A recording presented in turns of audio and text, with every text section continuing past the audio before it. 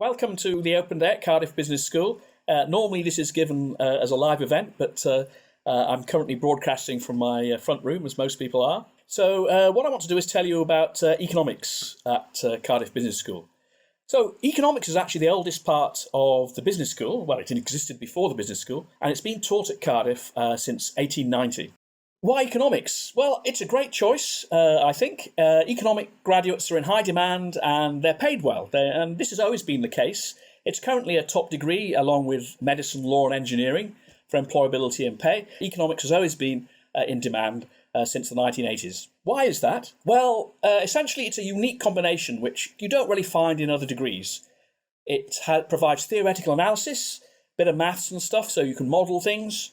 Quantitative analysis with data, messing about with spreadsheets, it's a lot of what I do as an economist, or more advanced programs. And also, you can write essays. And no other degree scheme provides this mix, but this is very valuable for employers. They want somebody who can go away, look at the data, formulate some models, come back and write a report and tell them what's going on. So that's why it's so valuable. For me also, I find it fascinating. It's very interesting. There's always new issues coming up, particularly with crises coming along.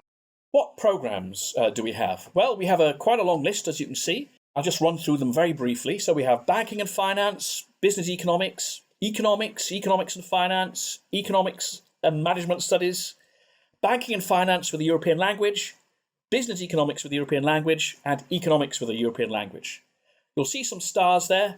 That indicates that you need to have mathematics A-level. We also do some joint degree schemes, notably BA in History Economics, BA in Philosophy Economics, and a BSc in Politics and Economics. So economics programs. We don't know what's going to happen this year, but we also have the option of providing work experience and overseas study. So in year 3, you can do economics with a professional placement year. So you go and work somewhere for a year. That's very popular. And the other one is where you go to a university abroad and you study abroad. So we have a range of partners.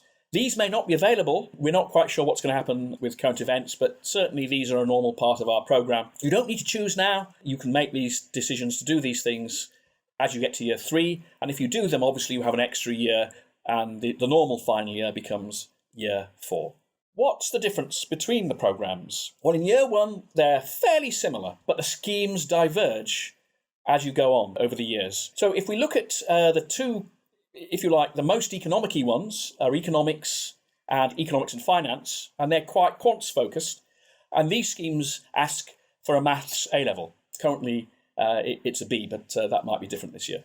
We have economics and finance, economics and management studies. These are joint degrees which cover the core modules from both sides of the degree. So these are, if you like, the main economics degrees. So let's look in a bit more detail. So business economics and banking and finance. These are both economics degrees, but they give you the chance to specialise towards the business or the banking sides. And in the final years, the programmes have quite a different range of compulsory and optional modules. So essentially, they enable you to specialise in business or in banking and finance. Your offer, if you get one, will be for a place on a specific degree scheme. But this is where the flexibility at Cardiff Business School comes into it. Provided you have the entrance requirements, you can change degree schemes within the first 2 weeks of year 1. That's right, you might arrive here doing economics, for example. You might decide, well, I want to do economics and finance. You can move over so long as you've got the basic entrance requirements. You're also able to switch at the end of year 1. Again, because the degree schemes that we offer have a range of communality across them, so long as you satisfy the relevant criteria. And this happens, quite a lot of students move between different degree schemes. And that's partly because you might be surprised at what you enjoy. And most want to do. And quite importantly, if you don't have maths A-level, but you do well in year 1, you can be admitted to the degree schemes which require you to have a mathematics A-level. Okay, what does the degree schedule look like? Well, the academic year, it's the same across most of Cardiff degree schemes. You've got 2 semesters. It's a modular degree where you have core and you have optional elements. And there's 120 credits each year. So year 1, you can look at it as a foundational building year. It doesn't count towards your final degrees classification, but you need to pass all of the core and required modules to proceed, plus get an overall grade, which is a pass mark. In year 2, there's more specialisation, and this accounts for 40% of the final degree award. For year 3, it's more specialised still, and it counts 60% of the degree award. How are you taught? Again, I've got to give a bit of a caveat here with the pandemic. There may be social distancing, etc. We're not quite sure. But certainly, under the current scheme, we have a mixture of lectures, sometimes in big or very big groups, and also in classes or tutorials. So in the classes or tutorials, it might be 12 to 20 students. Typically, a 20-credit module comprises something like 34 lectures and 10 classes. And you'd expect, on average, roughly about 12 to 16 contact hours per week. Obviously, this will vary. This leaves you quite a lot of time to do your own work. So the first year at Cardiff, I'll just say a couple of words about this. It has 6 or 7 compulsory modules for single degree schemes. In joint degree schemes, it only has 3 compulsory modules from economics. There'll be 3 compulsory modules from history, philosophy, or whatever the other joint degree scheme is with. In year 2, there are 3 to 4 compulsory modules, plus 2 to 3 optional modules. Year 3, there are 2 to 3 compulsory modules and 3 to 4 optional modules. So here's a brief overview of the economics in a bit more detail. And you can see for economics L100, you can see what the options are and the core. So microeconomics, macroeconomics, and some sort of quantitative stuff. The quantitative stuff in year 1 is applied statistics and maths, and in year 2 it's introductory econometrics. There is no required quants material in year 3. But micro and macro go through all 3 years. And this is really very important. Economics, it's often applying the same methods in different areas, and we really make sure that you know what you're doing. We have all the other options, though. Some of them are from economics, some of them are from other parts of the business school. But you will see that we do have some economic history. I think that's very important. The Cardiff economics degree has an economic history element to it. Not all universities do. That's a big selling point for us, I think. So that's economics, and in the final year, we have quite a wide range of options, as you can see. For business economics, it's a little bit different. A lot of the core is the same in years 1 and 2, but as you can see in year 3, you don't have to do the macro and the micro aren't compulsory. It's industrial economics and applied macroeconomics and finance, so it's a slightly different thing, and you can see that the range of degrees, we've got things like organisational behaviour, corporate reporting and finance, ethics and morality of business.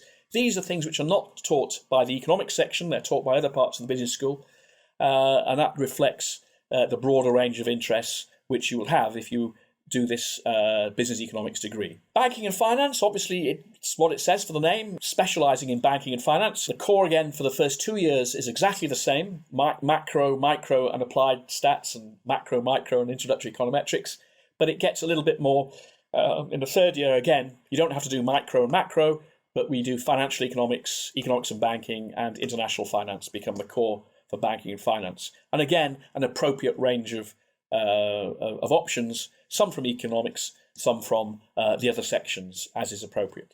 So what about the maths?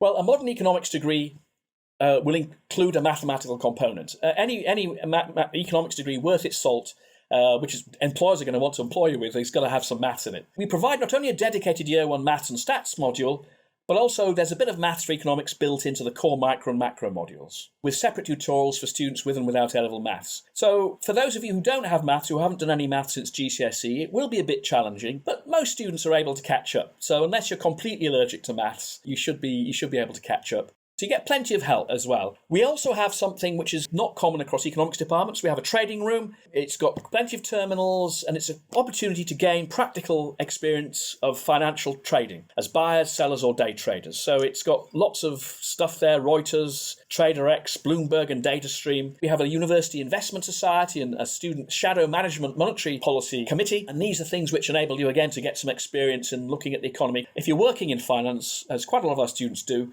you have spent a lot of time looking at the UK economy and interpreting the data, often at quite short notice. You can get a bit of practice doing that in these forums as well. And as I say, the economic history bit, contemporary economic history at least, will give you a good general background and help you in that part of your job as well. We've got some Celebrating Excellence awards. We've got trading games which have been organised, and the participants get given awards. I think I'm due to give some awards there in May, online this year, of course. So last time we had a top trader who earned 125% profit rate during just 1 month, much higher than George Soros's quantum strategic partners during the same period. So the head of economics, which is me, will give you, you get some vouchers for that. So it's quite exciting. We have a trading game. I think this year it's been done jointly with Kiel as well. So there's a bit of competition, not only within Cardiff, but we're doing it also with Kiel. And it's a real-time trading game, which uses real-time data. And you get given a portfolio and see how much money you can make. So that's quite fun. And a lot of students end up doing that. And indeed, you get a certificate at the end of it for participating. Again, it's something which you can tell your employers. Why Cardiff? Well, as I say, Cardiff, we've been doing economics for a long time, and we've got 55 economists, including quite a few professors. I think it's a bit less than 14 now. We publish in top journals and so on, and provide policy advice to government departments. So one of our professors, Patrick Minford's, been very key in supporting the government in its Brexit strategy. A lot of other members of the economics section have been arguing against it, but that's it. We're a wide church here. We're advising government ministries on labour economics, on disability, on gender discrimination, on a whole range of topics. I, for example, work with the Bank of England quite a bit in the Office for National Statistics. Our year one economics lectures are often given by professors, so that's a good thing. You'll see some of us right from year one. We also have regular student staff panel, so you can give feedback and tell us what we can do better. And we also have section away days. We get external speakers, often alumni, to come along and tell you, what they've been up to since they finished their degree. And we get external speakers from employers and so on, the National Health Service, banks, the ONS, Office for National Statistics. The Office for National Statistics, for example, they're hiring a lot of economists at the moment. They're just down the road at Newport. We have quite a close relationship with them, and indeed Cardiff University has what's called a strategic partnership with them as well. We also have a lot of support services for students. These are often common across the business school. You have a student mentor, a personal tutor. All the lecturers have office hours. There's an undergraduate office. There's a careers and employability centre, and careers consultants. So economics students, as I say, they're in quite high demand, but obviously you want to get the best job, the best placement you can, and you'll get quite a lot of help in doing that. Employability, if we look at employability, Cardiff does very well. 95.6% of graduates from the UK end up in a job or in further education. So it's well ahead of the UK average.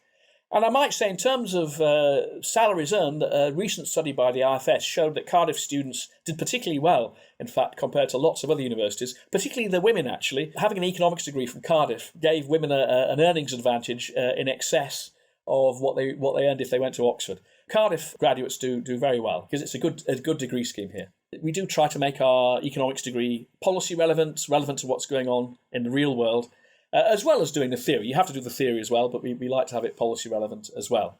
So it's not just a lot of abstract theory you'll learn, but you will, at the end of your 3 years, know something about the British economy and indeed the European and world economies and how it all fits together. Thanks for coming along. I hope I've covered most of the topics. If you have any other issues, you can contact the admissions office or contact me directly if you want on my email. You can find it on the website. And thanks for taking the time to listen to me.